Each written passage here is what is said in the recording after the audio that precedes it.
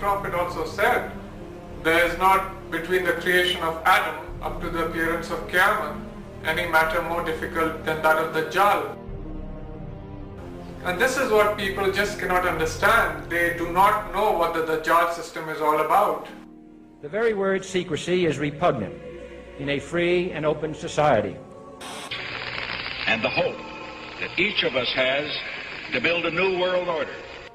A new world order is coming into being. And we are, as a people, inherently and historically opposed to secret societies, to secret oaths, and to secret proceedings. What is the Bohemian Grove? Well, it's a kind of summer camp for the powerful. Among its members, political figures like Gerald Ford, President Reagan, Vice President Bush, Richard Nixon is a Bohemian. Each year, guests like Henry Kissinger or Zbigniew Brzezinski address members on their areas of expertise. For we are opposed around the world by a monolithic and ruthless conspiracy.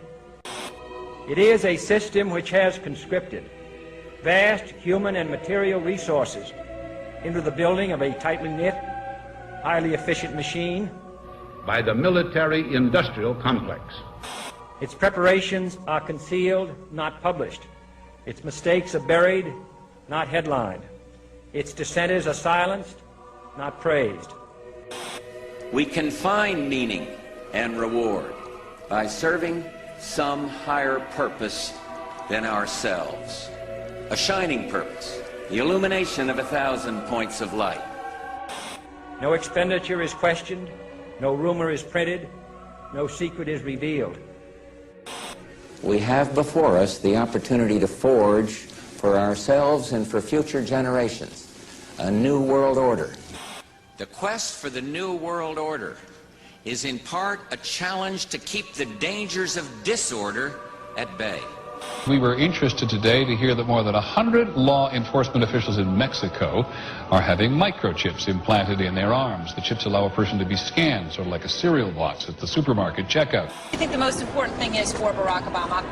I think his task will be to develop an overall strategy for America in this period when really a new world order can be created.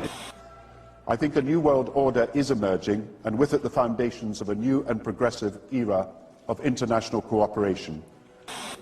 But the burdens of global citizenship continue to bind us together.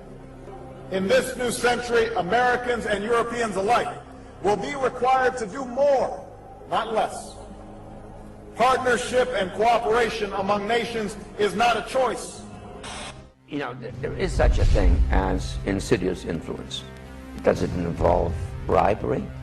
And does it involve some sort of psychological domination of individuals? But what does a new world order mean for countries like ours? A new world order. No world order that elevates one nation or group of people over another will succeed. It's a phrase that I often use myself, that we needed a new world order. So it's going to be an inner ruling elite and then everyone else. And I got news for you.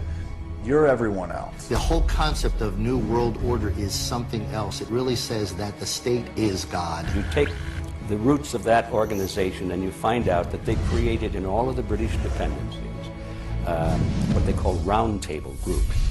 Then around those little roundtable groups, they created front groups. We're getting to two levels of government here. One level of government where we have checks and balances, and a higher level of COG government where the constitutional authorities are not allowed to go. The New World Order really is a tool for addressing a new world of possibilities. This is the third leg of the New World Order.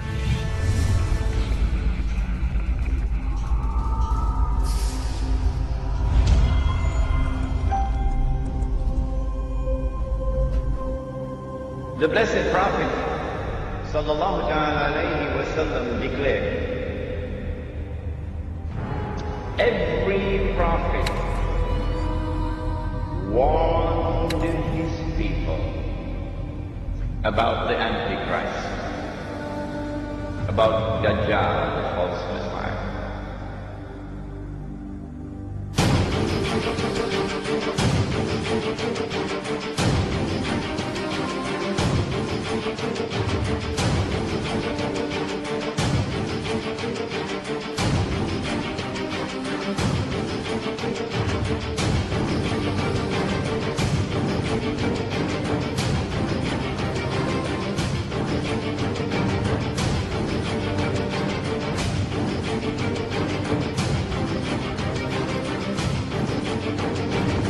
And the prophet Noah warned his people. But I say to you something that none ever said before me.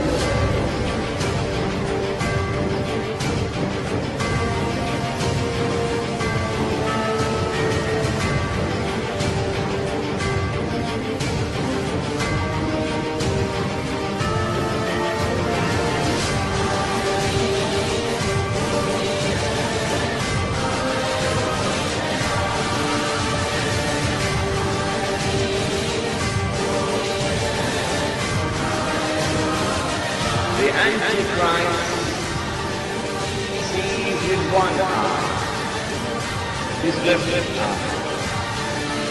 He's blind in the right eye. It looks like a bulging great. But your Lord is not one eye.